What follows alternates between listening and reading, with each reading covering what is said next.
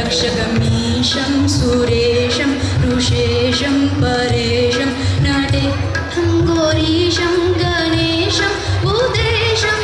महामधुरपञ्चाक्षरी मन्त्रमाशं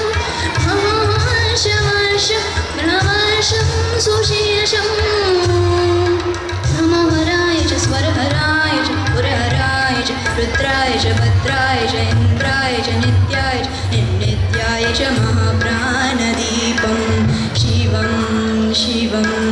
भजे मञ्जुनाथं शिवम् ॐ शिवं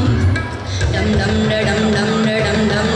डं ददङ्कादिनान्दवताण्डवदम्बरं दद्दिम्मि दगदिम्मि दिद्दिम्मि दिम्मि दिम्मि सङ्गीतसाहित्यसुभकमलबम्बरम् ओङ्कार क्लीङ्कार श्रीङ्कार ऐङ्कार मन्त्रबीजाक्षरं मञ्जुनाथेश्वरं ऋग्वेदमाद्यं यजुर्वेदवेदं सामप्रगीतम् अथर्वप्रभातं पुराणेतिहासं प्रसिद्धं विशुद्धं प्रपञ्चैकसूत्रं विरुद्धं सुसिद्धं प्रकारं मकारं शिकारं वकारं यकारं निराकार साकार सारं महाकालकालं महानीलकण्ठं महानन्दनन्दं महाटाटहासं जटाजूटरङ्गैकगङ्गासुचित्रं जलद्रुद्रनेत्रं सुमित्रं सुगोत्रं महाभाषभाषं महामानुलिङ्गं महाभद्रवर्णं सुवर्णं प्रवर्णं सौराष्ट्रसुन्दरं सौमनाथेश्वरं श्रीशैलमन्दिरं श्रीमल्लिकार्जुनं उज्जैनपुरमहाकालेश्वरं वैद्यनाथेश्वरं महाभीमेश्वरम् अमरलिङ्गेश्वरं वामलिङ्गेश्वरं काशीविश्वेश्वरं वरं कृष्णेश्वरं त्र्यम्बकादेश्वरं नागलिङ्गेश्वरं श्रीकेदारलिङ्गेश्वरम् अग्निलिङ्गात्मकं ज्योतिलिङ्गात्मकं वायुलिङ्गात्मकम् आत्मलिङ्गात्मकम् अखिललिङ्गम् अग्निसोमात्मकम् अनादिम् अमेयम् अजेयम् अचिन्त्यम् अमोघम् अपूर्वम् अनन्तम् अखण्डम्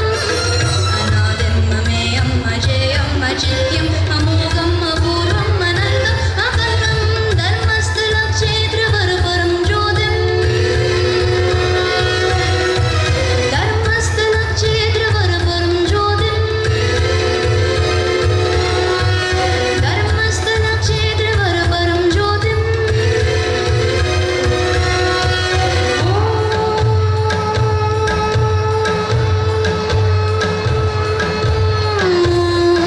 नमः सोमाय च सौम्याय च भव्याय च भाग्याय च शान्ताय च शौर्याय च योगाय च भोगाय च कालाय च कान्त्याय च रम्याय च गम्याय च ईशाय च शीशाय च शर्वाय च सर्वाय च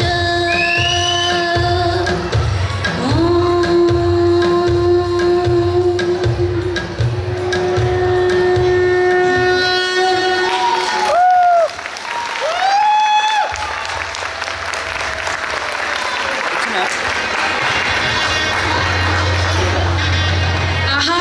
అందరికీ జ్యోతిర్లింగ దర్శనం జరిగింది కదా. ధన్యవాదాలు కీర్తనాథ అతనేని.